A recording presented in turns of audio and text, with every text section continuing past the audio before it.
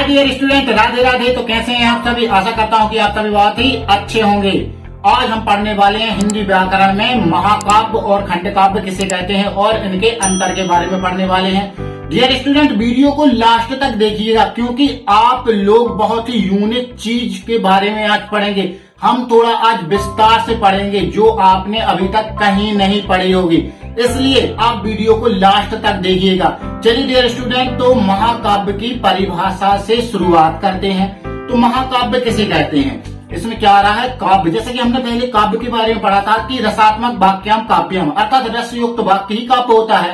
अब यहाँ पर हम लोग पढ़ने वाले हैं कि महाकाव्य किसे कहते हैं। तो महाकाव्य किसे कहते हैं, थोड़ा ध्यान से सुनिएगा।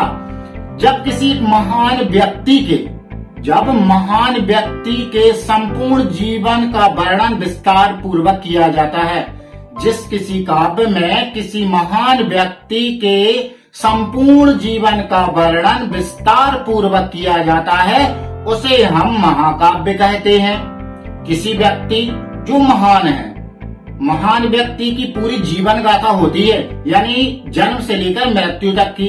तो जिस काव्य में किसी महान व्यक्ति के संपूर्ण यानी पूरे संपूर्ण जीवन का वर्णन विस्तार पूर्वक किया जाता है, उसे हम महाकाव्य कहते हैं। और खंडकाव्य किसे कहते हैं? जब किसी व्यक्ति के जीवन की किसी एक घटना का वर्णन, किसी व्यक्ति के संपूर्ण जीवन में से किसी एक घटना का वर्णन विस्तार पूर्वक किया जाता है, उसे हम खंडकाव्य कहते हैं। तो डियर स्टूडेंट, डेफिनेशन परिभाषा तो बहुत सरल है, आप लोग एक बार पढ़ेंगे और आप लोगों को बहुत ही अच्छे से याद हो जाएगी। जहाँ महाकाव्य की बात आए तो किसी महान व्यक्ति के पूरे जीवन की गाथा का वर्णन होता है, तो उसे महाकाव्य कहते हैं। और जिसमें जब खंड यानी कि भाग, जब इसमें आपको खंडकाव्य के बारे में पूछा जाए तो किसी व्यक्ति के संपूर्ण जीवन में से किसी एक घटना का वर्णन विस्तार पूर्वक किया गया हो, तो उसे खंडकाव्य कहते हैं। डियर स्टूडेंट, अब हम थोड़ा विस्तार से पढ़ते हैं, तो डियर स्टूडेंट ध्यान से देखिएगा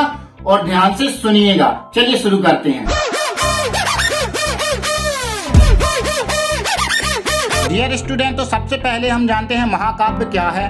महाकाव्य की परिभाषा, जैसे कि मैंने बहुत ही सरल रूप में आप लोगों को पहले बता दी है, वह परिभाषा बहुत सरल है, आप लोगों को बहुत अच्छे तरीके से याद हो जाएगी। चलिए थोड़ा विस्तार पूर्वक जानते हैं।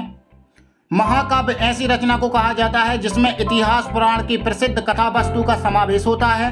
इसमें मुख्य रूप से ऐतिहासिक या पौराणिक महापुरुषों के संपूर्ण जीवन का कथा का वर्णन किया जाता है।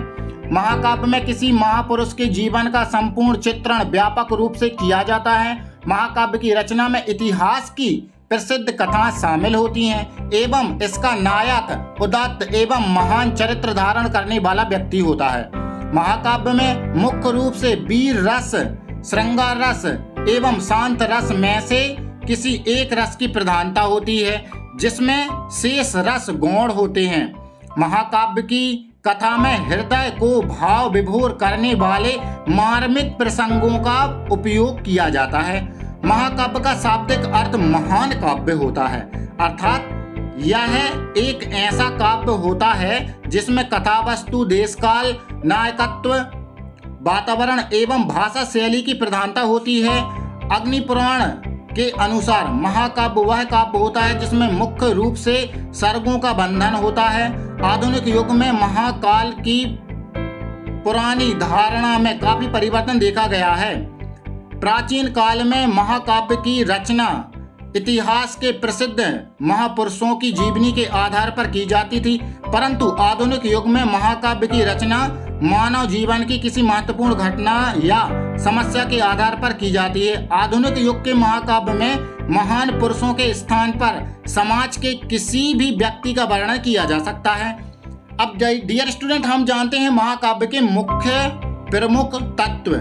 महाकाव्य के प्रमुख तत्व कुछ इस प्रकार से हैं: कथानक, नायक, विस्तार, रस, विन्यास, भाषा शैली, उद्देश्य। चलिए जानते हैं इनको क्या कहते हैं। जैसे कि कथानक क्या होता है? महाकाव्य का कथानक ऐतिहासिक या किसी महापुरुष के जीवन से संबंधित होता है। महाकाव्य में आयाम विस्तृत होता है, जिसके अंतर्गत उसमें विभिन्न उपाख्यानों का समावेश संभव हो सके।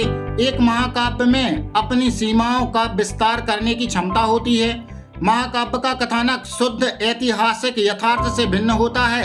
इसमें इतिहास में घटित अनेकों घटनाओं का समावेश होता है, जिससे इस महाकाव्य की गरिमा में और अधिक वृद्धि होती है। इसके अलावा महाकाव्य का विस्तार अनियंत्रित रूप से किया जाता है।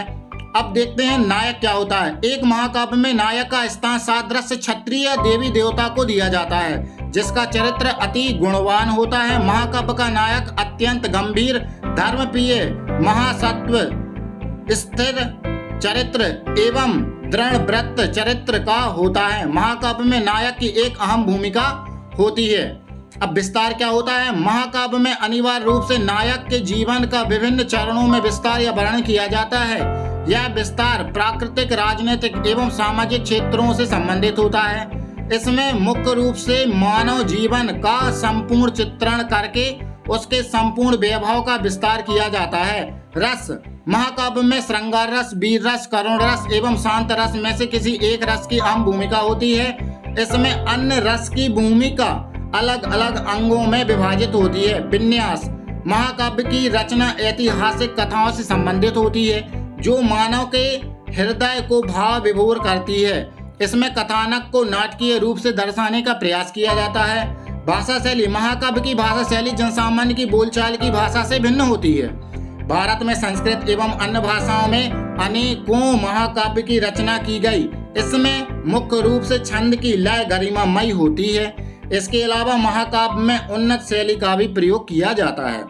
उद्देश्य, इतिहास के विभिन्न आचार्यों के अनुसार महाकाव्य का उद्देश्य धर्म, कार्य, अर्थ एवं मोक्ष की प्राप्ति करना होता है। महाकाव्य सुदृढ़ होता है, अर्थात उसकी प्रवृत्ति महादेव एवं सत्य की ओर अग्रसर होती है। महाकाव्य की विशेषताएं जानते हैं। महाकाव्य में मुख्य रूप से छंद के प्रयोगों की अनिवार्यता होती है। महाकाव्य में 8 या इससे अधिक सर्ग की संख्या होती है। एक महाकाव्य में प्राकृतिक यात्रा एवं नगर का वर्णन किया जाना अनिवार्य होता है। महाकाव्य में वीर रस, श्रृंगार रस एवं शांत रस में से किसी एक रस की प्रधानता होती है एवं इसमें अन्य रसों का प्रयोग समय के अनुसार किया जा सकता है। महाकाव्य के प्रत्येक सर्ग के आरंभ एवं अंत में नवीन छंद का प्रयोग किया जाता है। एक महाकाव्य में शैली का उदात्त होना अनिवार्य होता है।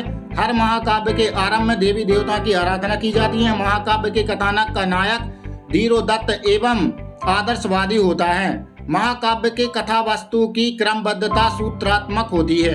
महाकाव्य के उदाहरण, प्राचीन काल से ही महाकाव्यों की रचना भारतीय इतिहास का एक अहम हिस्सा रही है। संस्कृत के प्रमुख महाकाव्य महाभारत वेद व्यास जी ने, रामायण वाल्मीकि जी ने, कुमार संभव कालिदास ने, किरातार्जुनीयम भारवी जी ने, रघुवंश कालिदास जी ने, नैषधीय चरित्र श्रीहर्ष ने, शिशुपाल वध माघ आदि को माना जाता है। हिंदी भाषा के प्रमुख महाकाव्य पद्मावत जायसी जी ने, पृथ्वीराज रासो चंद बरदई ने, रामचंद्रिका केशवदास जी ने, रामचरितमानस तुलसीदास जी ने, साकेत मैथिली शरण गुप्त ने, दैत्यवंश हरदयाल सिंह ने और आर्यावर्त मोहनलाल महतो आदि को माना जाता है। प्राकृतिक एवं अपभ्रंश के प्रमुख महाकाव्य लीलाबाई, लीलावती, कंस वही कंसवध, रावण वही रावणवध, महापुराण आदि को माना जाता है। चलिए डियर स्टूडेंट, अब हम जानते हैं खंड काव्य क्या है। खंड काव्य की परिभाषा, हिंदी साहित्य के प्रबंध काव्य के स्वरूप को खंड काव्य कहा जाता है। खंड काव्य में मुख्य रूप से किसी महापुरुष के जीवन की किसी विशेष घटना का वर्णन किया जाता है। इसमें मानव जीवन की किसी एक घटना की प्रधानता रहती है। इसके अलावा खंड काव्य को प्रबंध काव्य का एक भेद भी माना जाता है। इसमें मानव के जीवन की मानविक अनुभूति का पूर्णतः चित्रण किया जाता है। खंड काव्य में महाकाव्य का कोई अंश नहीं होता है, क्योंकि इसकी संपूर्ण रचना सीमित आकार में की जाती है। खंड काव्य में नायक के जीवन का व्यापक रूप से चित्रण न करके उसके जीवन के केवल एक खंड का चित्रण किया जाता है। खंड काव्य मुख्य रूप से ऐसे काव्यों का अनुसरण करता है जिसकी रचना महाकाव्य के आधार पर की गई हो। इसमें नायक के संपूर्ण जीवन को ग्रहण न करके केवल उसके एक विशेष खंड को ही ग्रहण किया जाता है। अब चलिए डियर स्टूडेंट जानते हैं खंड काव्य के प्रमुख तत्व। कथानक, संवाद, देशकाल, रस या भाव व्यंजना, पात्र या चरित्र चित्रण, शैली, उद्देश्य। कथानक, खंड काव्य में कथानक की सबसे अहम भूमिका मानी जाती है। इसमें एक कवि मुख्य रूप से किसी व्यक्ति की एक ही घटना को केंद्र बनाकर खंड काव्य की रचना करता है। इसमें कवि यह प्रयत्न करता है कि वह कथा को सीमित करके उसे स्पष्ट रूप से प्रदर्शित करे। खंड काव्य में जीवन के किसी एक पक्ष की झलक की व्याख्या की जाती है। खंड काव्य की कथानक में संधियों की योजना अनिवार्य नहीं मानी जाती है। इसमें वस्तु का वर्णन संक्षिप्त या छोटा होता है। किसी काव्य खंड या कथानक इतिहास से संबंधित होता है। संवाद, एक खंड काव्य में कथा को चरम सीमा तक पहुंचाने के लिए उसमें नाटकीय एवं रोचकता का समावेश किया जाता है। इसमें एक कवि मार्मिक एवं तर्कपूर्ण संवादों की योजना तैयार करता है। देशकाल, खंड काव्य में देशकाल की स्पष्टता के दृष्टिकोण से घटना एवं पात्रों से संबंधित स्थान या कला का चित्रण अनिवार्य रूप से होता है। इसमें कवि देशकाल का व्यापक चित्रण नहीं करता है, परंतु वह अपनी रचना में देशकाल का विशेष ध्यान रखता है। वह अपनी रचना के माध्यम से समाज को बेहद प्रभावित भी करता है। खंड काव्य की रचना के माध्यम से कवि अपने युग की विचारधारा का पूर्णतः पालन करता है। रस या भाव व्यंजना, खंड काव्य में किसी एक ही रस की प्रधानता होती है, क्योंकि यह जीवन के किसी एक ही घटना या प्रसंग से संबंधित होता है। इसमें अन्य रस की भी उपस्थिति होती है, परंतु कोई भी रहस्यपूर्ण परिपालन नहीं होता है। खंड काव्य में किसी उदात्त भाव को चरम सौंदर्य के रूप में प्रस्तुत किया जाता है। आधुनिक खंड काव्य में जिन भावों को व्यक्त किया जाता है वह भाव जनमानस के विकास के अंतर्गत आती है। पात्र या चरित्र चित्रण, खंड काव्य का नायक या प्रमुख पात्र महापुरुष, स्त्री पुरुष, धीर, प्रशांत, धीरोदात्त आदि में से कोई भी हो सकता है। इसमें लघु स्वरूप के रूप कारण पात्रों की संख्या सीमित मात्रा में होती है। इसमें मुख्य रूप से सभी पात्र किसी न किसी पृष्ठभूमि का निर्वहन करते हुए सामायिक जनजीवन के किसी वर्ग की अभिव्यंजना करते हैं। आधुनिक खंड काव्य में प्रतीकात्मक उपस्थिति अधिक मात्रा में दिखाई पड़ती है। खंड काव्य पूर्ण रूप से स्वतंत्र भाव से पात्र का चरित्र चित्रण करता है। इसके अलावा खंड काव्य में कवि अपनी काव्य कला के माध्यम से पात्र की प्रमुख विशेषता का वर्णन करता है। शैली, खंड काव्य की रचना शैली उदात्त एवं गरिमामयी होती है, क्योंकि इसमें किसी व्यक्ति के जीवन की किसी विशेष घटना का ही चित्रण किया जाता है। इसमें नायक के जीवन की महत्वपूर्ण घटनाओं की अनुभूति कराई जाती है। उद्देश्य, खंड काव्य में कवि का मुख्य उद्देश्य किसी घटना, प्रसंग या किसी सामाजिक समस्या का चित्रण करना होता है। इसमें कवि जीवन के किसी विशेष पहलू की व्याख्या करता है। केवल इतना ही नहीं, खंड काव्य में सामायिक उपदेश का चित्रण भी किया जाता है। खंड काव्य की विशेषताएं, खंड काव्य की संपूर्ण रचना एक ही छंद में पूर्ण की जाती है। खंड काव्य में मुख्य रूप से किसी महापुरुष के जीवन की घटना के माध्यम से उसके आदर्शों की अभिव्यक्ति की जाती है। खंड काव्य में शांत रस या वीर रस की प्रधानता होती है। खंड काव्य के कथानक का नायक सुप्रसिद्धि होता है। खंड काव्य की भाषा शैली सरल एवं प्रभावपूर्ण होती है। खंड काव्य व्यक्ति के जीवन की विशेष घटनाओं की पूर्ण रचना मानी जाती है। खंड काव्य के उदाहरण पंचवटी, नहुस, जयद्रथ वध, मिलन, पथिक, सुदामा चरित्र, गंगावतरण, जय हनुमान, हल्दी घाटी आदि खंड काव्य के प्रमुख उदाहरण हैं। अब डियर स्टूडेंट, सबसे मुख्य क्वेश्चन आता है महाकाव्य और खंड काव्य में अंतर। महाकाव्य और खंड काव्य में निम्नलिखित अंतर होते हैं। महाकाव्य का नायक एक ऐतिहासिक प्रसिद्धि धीरोदात्त होता है, परंतु खंड काव्य का नायक साधारण व्यक्ति होता है।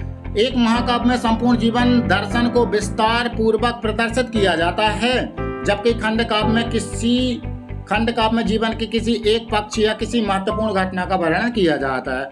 महाकाव्य में मुख्य रूप से 8 या इससे अधिक सर्ग होते हैं, जबकि खंड काव्य में सर्गों की संख्या 8 से कम होती है।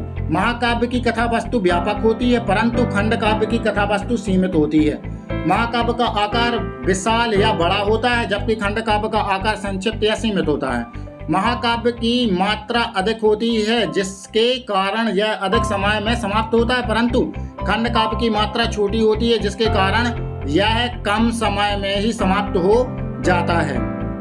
तुलसी कृत रामचरितमानस महाकाव्य का एक उदाहरण है। एक मैथिली शरण गुप्त कृत पंचवटी एक खंड काव्य का उदाहरण है। महाकाव्य में अनेक प्रकार के छंदों का प्रयोग किया जाता है, परंतु खंड काव्य में केवल एक ही छंद का प्रयोग किया जाता है। महाकाव्य का उद्देश्य महान होता है, जबकि छंद काव्य का उद्देश्य महान होना अनिवार्य नहीं है। डियर स्टूडेंट, मुझे पूरी उम्मीद है कि आप लोगों को महाकाव्य और खंड काव्य की जो मैंने विस्तृत जानकारी आप लोगों को इस वीडियो के माध्यम से दी है, आप लोगों को बहुत ही अच्छे से समझ में आ गई होगी। अब आप लोगों को क्या करना है, बार बार इनको पढ़ना है, इसकी प्रैक्टिस करना है। आप लोगों को बहुत ही अच्छे तरीके से आपके माइंड में फिट हो जाएगी महाकाव्य और खंड काव्य की परिभाषा, इनके अंतर, इनके तत्व क्या होते हैं और किसको क्या बोलते हैं, ये आप लोगों को बहुत अच्छे से समझ में आ जाएगा। डियर स्टूडेंट, मिलते हैं अगले वीडियो में एक नए टॉपिक के साथ हिंदी व्याकरण के। तो डियर स्टूडेंट, तब तक के लिए राधे राधे। और सबसे इम्पोर्टेंट बात, वीडियो को लाइक करें, शेयर करें और चैनल को सब्सक्राइब करें। डियर स्टूडेंट, अब मैं आप लोगों के लिए कोर्स अपलोड करने वाला हूं, कक्षा 10वीं का, कक्षा 8वीं का और कक्षा 5वीं का एमपी बोर्ड से रिलेटेड सभी जानकारी इस चैनल के माध्यम से आप लोगों को देने वाला हूं। हर अध्याय आप लोगों को देखने के लिए अब मिलेगा, इसलिए चैनल को सब्सक्राइब जरूर कर लेना। मिलते हैं अगले वीडियो में। राधे राधे।